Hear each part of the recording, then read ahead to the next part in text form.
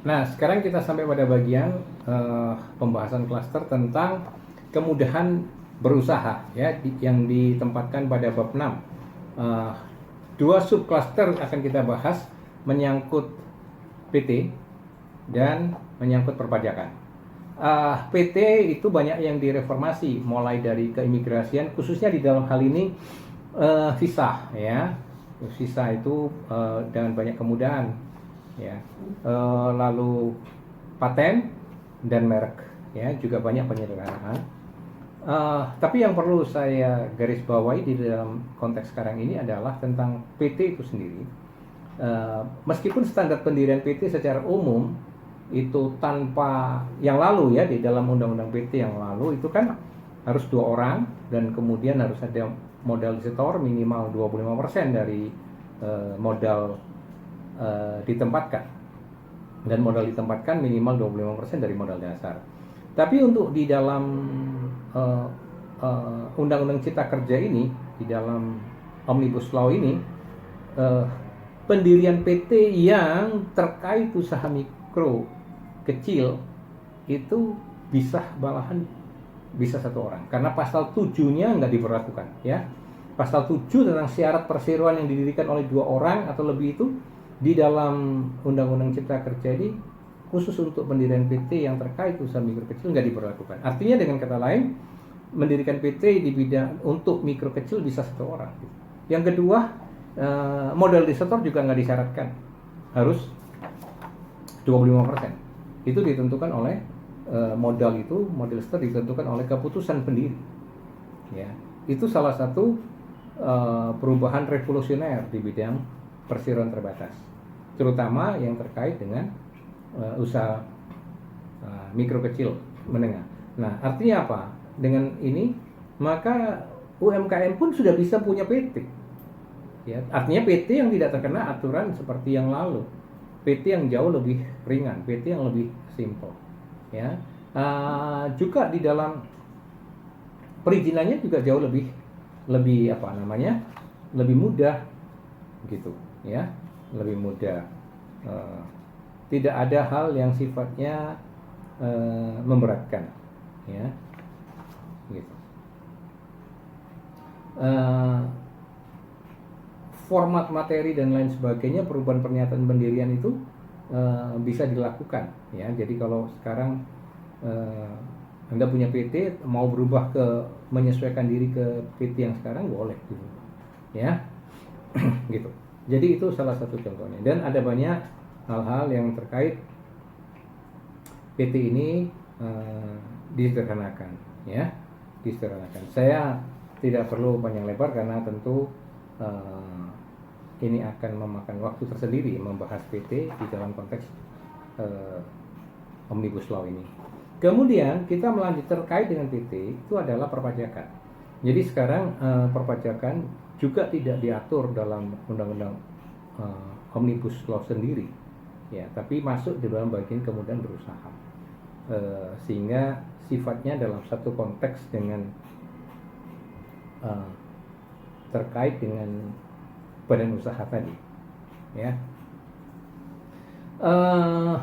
Terkait perpajakan yang perlu saya garis bawahi adalah itu hanya dirubah di dalam 3 pasal saja sebenarnya. Pasal 2 berkaitan dengan subjek pajak, itu ditegaskan bahwa subjek pajak itu dalam negeri bisa WNI dan WNA, ya gitu. Jadi itu yang penting, ya, subjek pajak dalam negeri itu bisa WNI bisa WNA. Tentu ada kriterianya, ya. Tentu ada kriterianya. Bertempat tinggal di Indonesia dengan time test 183 hari itu masih sama. Tapi sekarang ada penegasan. Nah, apa implikasi hukumnya? Implikasi hukumnya kan kalau dia sudah ditetapkan sebagai subjek pajak, maka berikutnya ketika subjek pajak ini sudah memenuhi syarat objektif dan subjektifnya, maka dia menjadi wajib pajak. Gitu.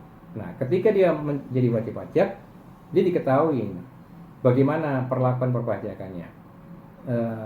Jenis-jenis pajak apa aja yang dia bayar dan kemana dia membayar pajak. Ini secara administratif sudah lebih jelas dan jauh lebih simpel. Nanti membayar pajak udah jauh lebih mudah, ya, begitu. Itu yang berkaitan dengan pasal 2. Lalu perubahan yang lain adalah berkaitan dengan pasal 4. Apa itu? Menyangkut objek pajak, yaitu konsep penghasilan. Di dalam Undang-Undang PPH tentu objek pajaknya adalah penghasilan. Ya, dan penghasilan ini tetap menganut konsep yang luas dalam perpajakan yang dikatakan sebagai ya setiap tambahan kemampuan ekonomis ya yang diterima atau diperoleh wajib pajak. Sifatnya tetap worldwide, baik yang diterima di Indonesia maupun dari luar Indonesia, yang dipakai untuk konsumsi ya atau untuk menambah kekayaan. Jadi konsep penghasilannya tidak berubah, tetap luas. Tetapi ada perkecualian di dalam pasal 4 ini, yaitu dikecualikan itu beberapa yang khususnya di dalam konteks ini adalah misalnya dividen ya. Nah, dividen itu ada perubahan begitu. Ada perubahan. Contohnya ya, yang berubah itu dividen. Dulu di dalam konteks hukum perpajakan kan dividen itu adalah pembagian keuntungan setelah laba kena pajak gitu. Ya, didistribusi kepada pemegang saham. Ya. Tapi ketika dividen itu turun sudah menjadi miliknya pemegang saham, maka dividen itu kembali kena pajak dalam konteks pajak OP-nya, gitu. Kena pajak final OP-nya. Nah, sekarang dalam undang-undang ini dikecualikan. Tetapi tentu dengan kondisi-kondisi, ya, dengan kondisi-kondisi dengan syarat-syarat, gitu. Ya, perubahannya itu contohnya. Nah, apa yang saya mau katakan bahwa menjadi pengusaha itu juga nggak enak-enak. Ya, kalau tadi saya berbicara banyak sekali pengusaha yang komplain mengeluh tentang kesulitan dan bahkan adanya pemerasan baik dalam arti kasar maupun dalam arti halus gitu ya, berkaitan dengan perizinan usahanya.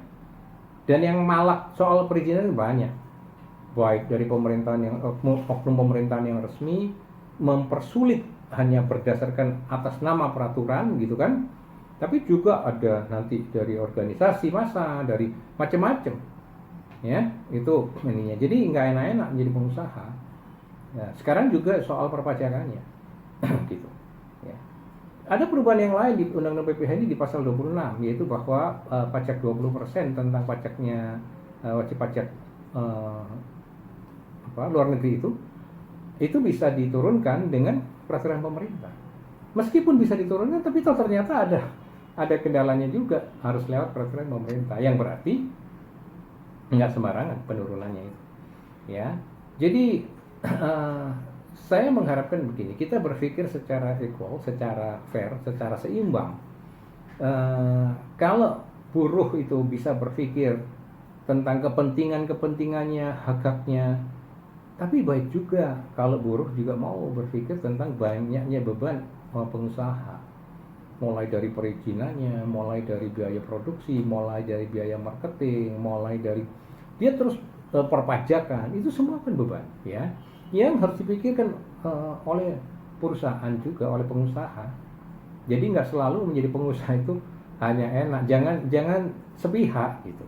Dan demikian pula sebaliknya, pengusaha tidak boleh berpikir melihat hanya sepihak.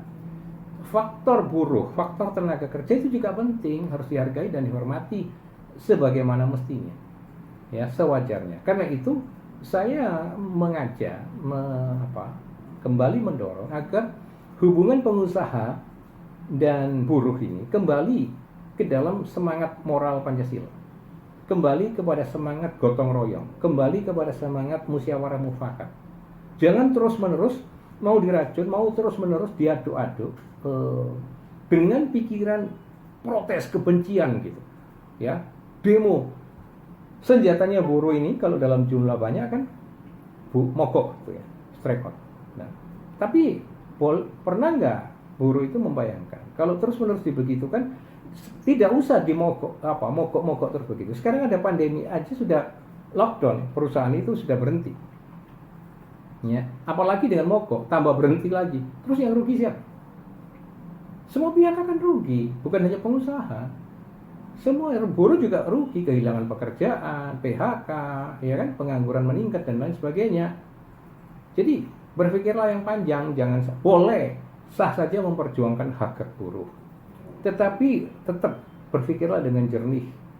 Jangan ditunggangin, jangan mau ditunggangin hanya karena buruh punya kepentingan itu, lalu masuk pihak ketiga menghasut dengan kebencian, menghasut dengan pikiran yang destruktif, main demo, main terbakar emosi dengan demo-demo dan sebagainya.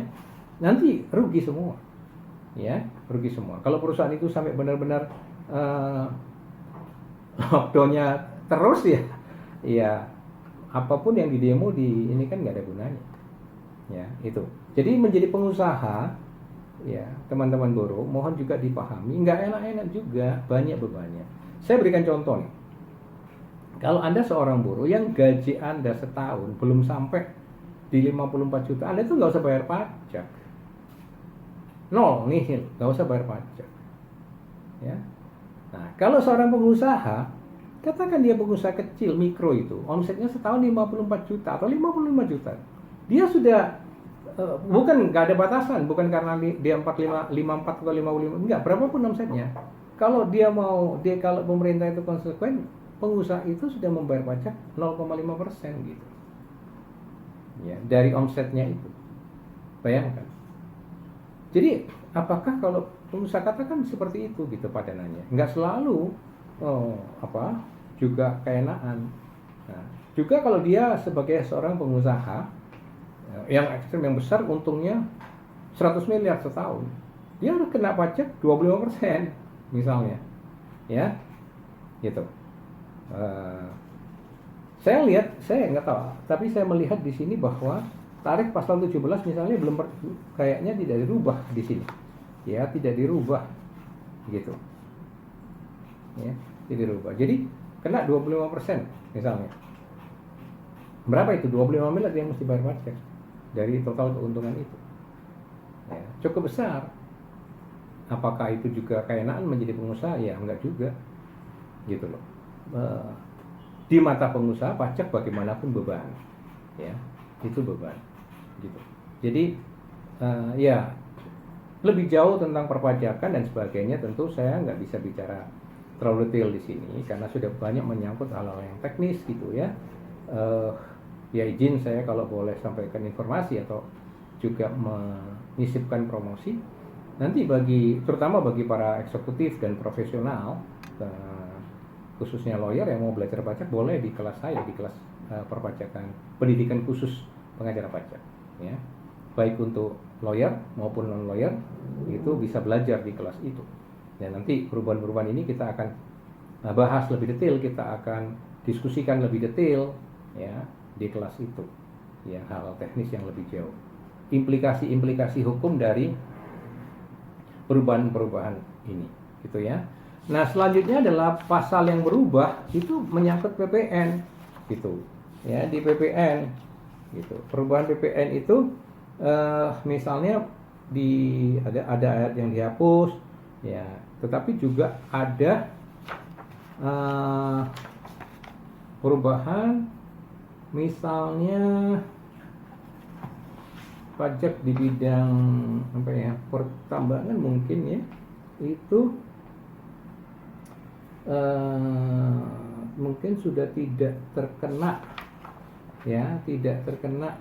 Nah, ini barang hasil pertambangan atau hasil pengeboran yang diambil langsung dari sumbernya tidak termasuk hasil nah, itu bukan objek PPN, tapi atau kecuali batu bara, gitu, ya, kecuali batu bara. Misalnya itu sudah ditegaskan. Jadi batu bara dengan kata lain terkena tuh PPN sekarang, ya, gitu. Jadi jenis barang yang tidak dikenai PPN adalah barang tertentu dalam kelompok barang sebagai berikut, gitu.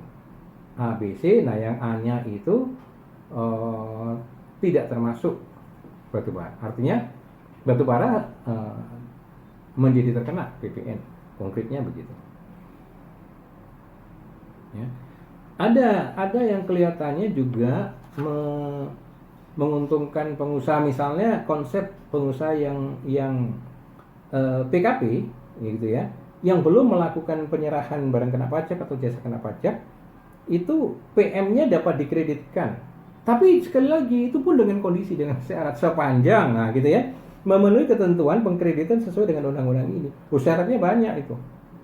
Ya, syaratnya banyak. Syarat pengkreditan PM bagi PKP yang belum menyerahkan PKP atau DKP. Jadi seakan-akan diberi kemudahan, dia boleh mengkreditkan PM-nya dulu, tapi ada syaratnya gitu. Ya. Jadi dengan kata lain,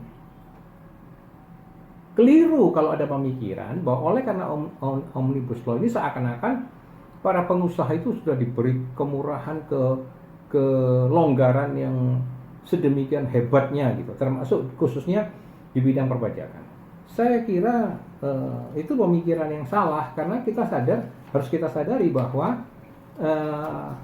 bagaimanapun pajak itu sumber utama pendapatan negara, baik untuk pembangunan maupun untuk rutin. Jadi nggak mungkin pemerintah itu lalu melonggarkan pajak selonggar-longgarnya, nggak mungkin, karena dari situlah pemerintah itu mendapatkan ini ya uang untuk APBN itu. Ya, jadi pelonggaran ini menurut hemat saya hanyalah pelonggaran yang memang selama ini itu kurang kurang realistik gitu. Nah, sekarang dijadikan lebih realistik, lebih cocok lah, ya, lebih sesuai. Tapi itu pun belum ideal, ya, belum ideal. Misalnya tarif kan belum kelihatan dirubah di sini, misalnya begitu. Lalu perubahan yang lain menyangkut di KUP. Nah, di KUP ini perubahan pasal-pasalnya sedikit agak lebih banyak, ya. Ini juga kelihatan lagi, sekali lagi saya mengatakan kelihatannya atau kesannya gitu ya. Kesannya itu seakan-akan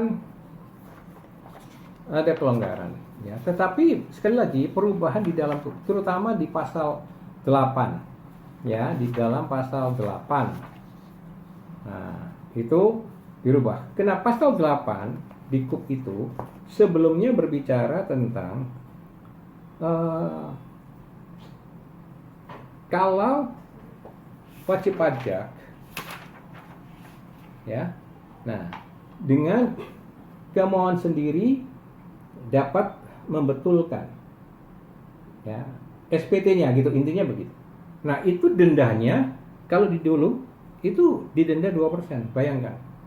Jadi dengan kemauan sendiri seorang wajib pajak membetulkan SPT-nya itu dulu didenda 2%. Apa yang saya mau katakan? Ternyata kejujuran belum tentu selalu mendapatkan imbalan atau reward yang pantas. Yang jujur untuk membetulkan saja diketok 2%. Nah, sekarang itu dirubah nggak? Dirubah, tetapi tetap denda. Dendanya itu apa yang dikatakan di sini adalah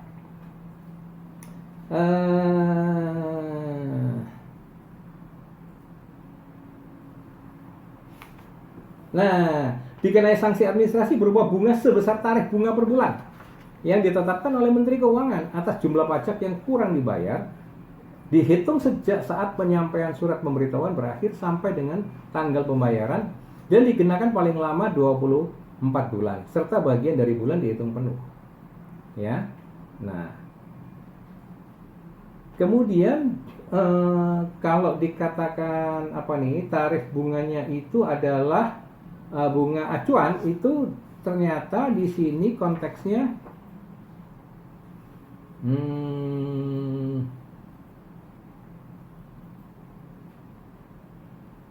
ya, tarif bunga ya ditetapkan ini. Nah, tarif bunga per bulan yang ditetapkan oleh Menteri Keuangan sebagaimana dimaksud ayat 2, yaitu berkaitan dengan denda admin tadi, dan ayat 2A dihitung berdasarkan suku bunga acuan ditambah 5% dan dibagi 12 yang berlaku pada tanggal dimulainya sanksi. Jadi bagaimana nih praktisnya? Kena berapa itu sebenarnya patokannya? Kan suku bunga acuan, ya, saya menduganya begini, menafsirkan dalam pemikiran hukum gitu ya. Karena bunga acuan itu biasanya yang dipakai, katakanlah bunga acuan yang dipakai oleh BI itu ikutin standar dari bunga yang diizinkan oleh Kitab Undang-Undang Hukum Perdata. Secara umum itu 6% ukurannya. Ya, kan kita lihat tuh kalau BI rate itu kan sekitar 6 atau maksimum biasanya 7%. Ya. Nah, saya menduga kira-kira juga Menteri Keuangan akan mengikuti standar itu. Nah, Kalau suku bunga acuan itu yang dipakai, lalu per bulan dibagi 12 kan terlalu kecil. Makanya lalu ditambah 5%. Ini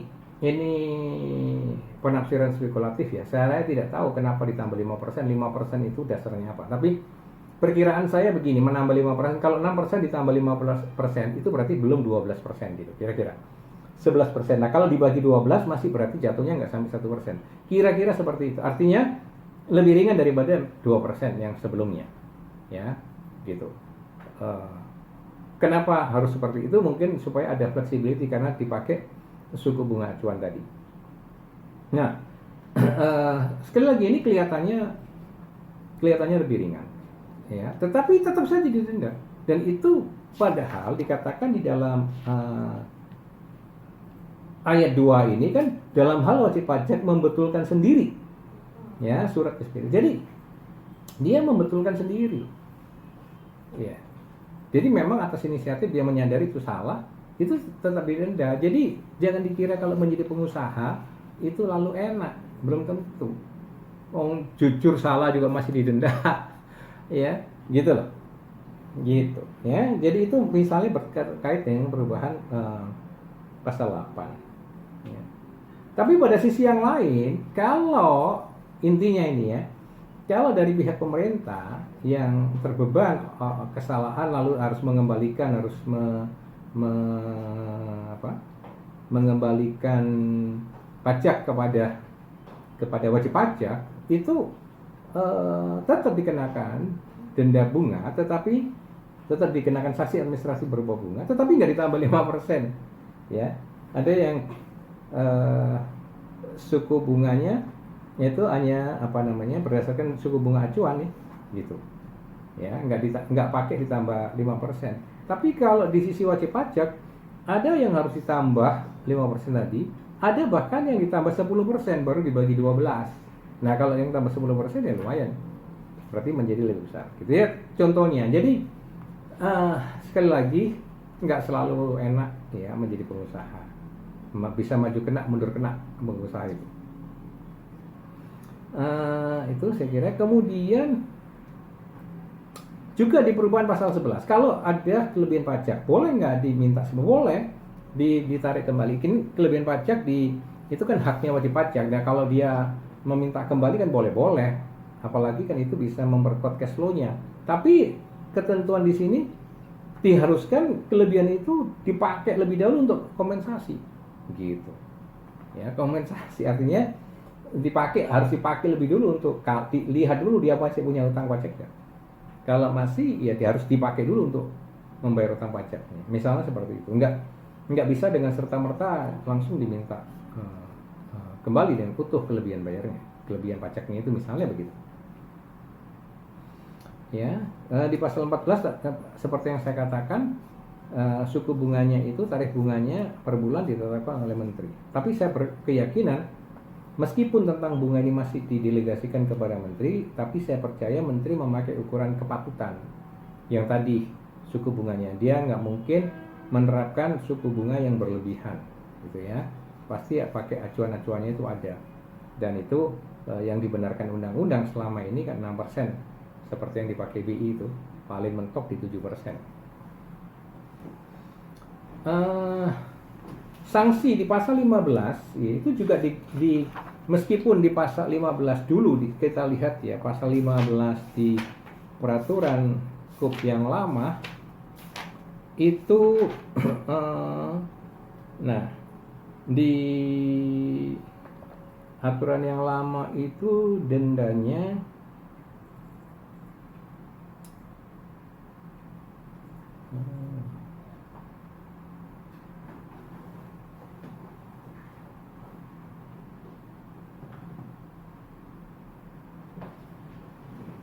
sanksi administrasinya ayat 4 itu 48% dari jumlah pajak yang tidak atau kurang dibayar.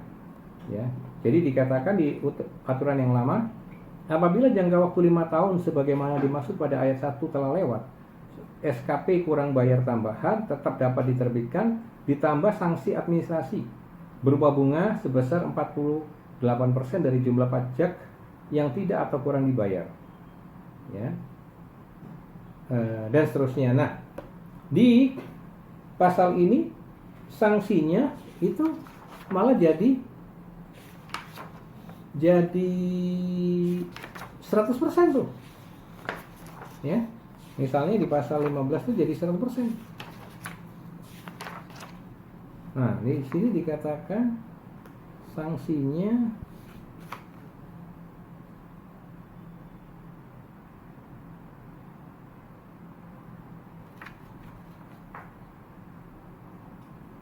ya, dia dua jumlah kekurangan pajak yang terutang dalam SKP KBT ditambah dengan sanksi administrasi berupa kenaikan sebesar 100% dari jumlah kekurangan pajak, ya. Di sini malah naik gitu, ya. Jadi nggak selalu, ya, nggak selalu